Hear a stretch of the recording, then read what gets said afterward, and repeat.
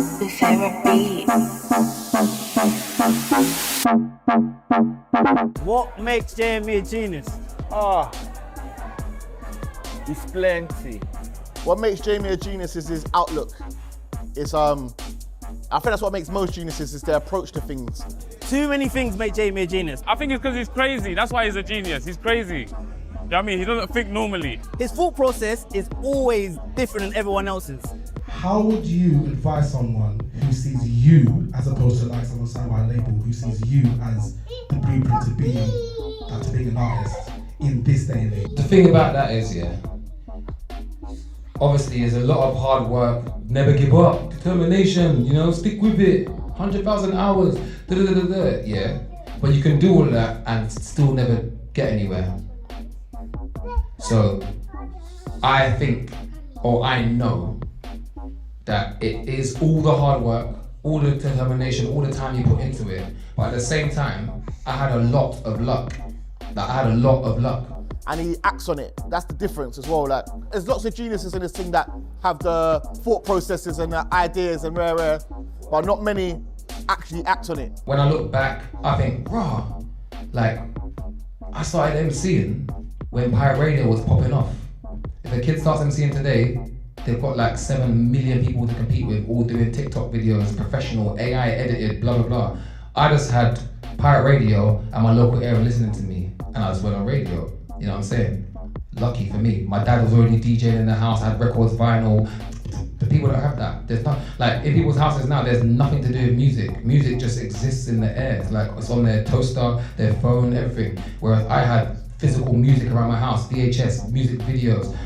So as I'm growing up, music is a thing, like how football is a thing. Whereas now, kids growing up, what's music? It's just what's on YouTube or, you know what I mean? Like it's not tangible, it's not there. And that's just luck that I was born at that time. 100% he's a one-of-one generational talent, 100%. There was only one cloth made like that. You can't replicate it. You can't try to imitate it. It's impossible. Everyone says, oh, Jamie, you didn't sign, you didn't sign. Everyone always says that. It looks like, oh, you didn't sign, but I'm lucky that I was around everyone who did sign, and all of the publicity they got, all of the tours and everything they were doing, I was there, support, I was there, you know what I mean? So whether it be Kano, Tinchi, whoever, I was there. Ed Sheeran, everybody that has gone clear and done whatever, at some point I was working alongside them because I was just around, if you know what I'm saying? So fair enough, I didn't have to sign a deal, but every label that everyone signed to, I would have a song feature out on those, you know what I mean? Because I was friends. So it kind of helped me, and that's luck, you know what I mean? It helped me push my name out, and it made everybody see me like them. You know what I mean? Tiny Temper, oh my God, pass out, But then there's this Jamie next to him. So everyone just perceives me the same as that guy who's, you know what I mean? Even though I've done nothing. I think for me, the thing that makes Jamie incredibly unique is his single-mindedness to doing things.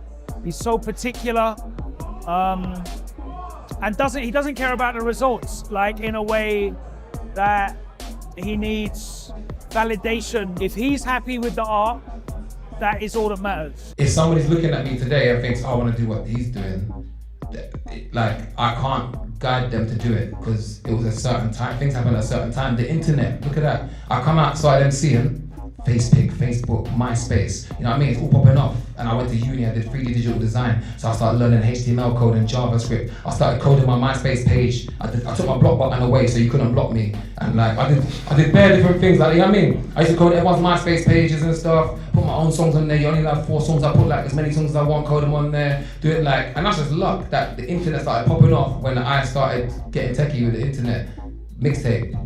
Photoshop, started learning at uni, designed the mixtape cover, I went to Jetstar, pressed the CDs, lyrics again, you get me? And then, so I've got CDs out, all done myself, the CDs out in the shop and everything from the audio to the artwork to the driving to it's all done myself, which was just lucky at the time. Twitter just come out and I've been on Twitter since it got launched. Luck. You know what I mean? I just got an app that I wanted to be like BB. Everyone had Blackberries, I never had a Blackberry, I hate Blackberry, I hated it, I'm so happy it's gone. I never had one. Then the iPhone came out, I got the iPhone 1. Everyone was laughing at me you haven't got a flash, you haven't got MMS, you haven't got BBM. And then I just had my iPhone, I was gassed. I was trying to find an app like BBM, and there was one called Twinkle. and I downloaded it. Little did I know it was Twitter. It was like another app for Twitter. I didn't know. So I just had Twitter, didn't know what it was. It's luck. Jamie just mind his business and stay true to his craft. He's individual and he doesn't really sway to what everyone else is doing. So it allows his genius to develop without getting swayed or influenced. People say you're talented, or you know what I mean, you work so hard, like you do whatever. But I do think it's 50% luck as well. So there's no way I can give somebody a blueprint today to follow to do anything, because when I was coming up, there was no TikTok, there was none of this. And now I don't have a TikTok, I don't have an Instagram, I don't have whatever, Snapchat. So I can't give somebody what to do to come up now. But I can just say to them, yes, determination, yes, skill, talent, and perseverance, don't give up. But at the same time, I'll say you have to put yourself in places where stuff can happen. I was in a couple of them videos and we filmed them years ago. Do you know what I'm saying? For a man to be sat on his products for so long, that goes to show how much he trusts what he's created, no? Everyone's in a rush to get things out. Let me release this, let me release that. Jamie was sitting on stuff for years.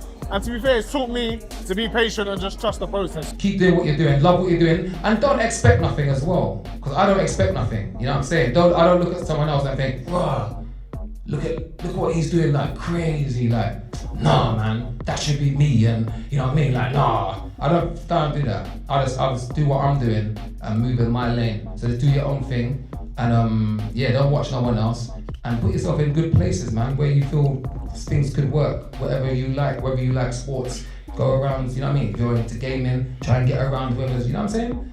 Put yourself in places, and then yeah, you carve your own lane, and then somebody someday is gonna sit down and ask you, how do you tell someone coming up, and you're gonna say this, you get me? Yeah, that's the answer to that one. Yeah, Jamie's integrity is paramount. You can see it. He's seen this music industry that he's in change so much over the time he's been in it, but he doesn't sit there chasing what everyone else is doing, what the masses are doing. He respects his own art and does what he sees makes the art valuable, which, when you're able to come and see it in these settings like he wants people to, in the cinema, it's a true viewing experience. It shows why he has so much integrity, that he's not trying to do what everyone else is doing.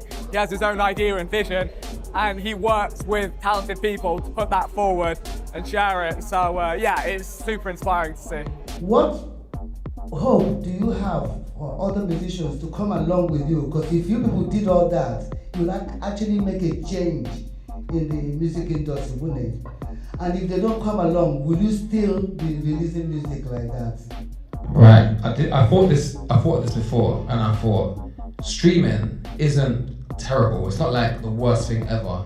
It's good. It's like a pension for me, because I keep getting paid off music I made in 2004, 2005, which is good, because if streaming wasn't there, those songs will not be on the shelves of HMV or in Asda. They'll be gone. Once your song's not selling, it's gone. So it's good that you can make money off old work. But I just think that new work should be valued more. Like, you should respect your music. You should respect the song so much that you thought of, recorded, went out, blood, sweat and tears, argued with someone, put that in the song, took it out, got someone to replay something, got someone to re-sing something, you know what I mean, sample, paid a sample clearance, You put so much into it, time, sleepless nights, everything, to get a song that you love so much.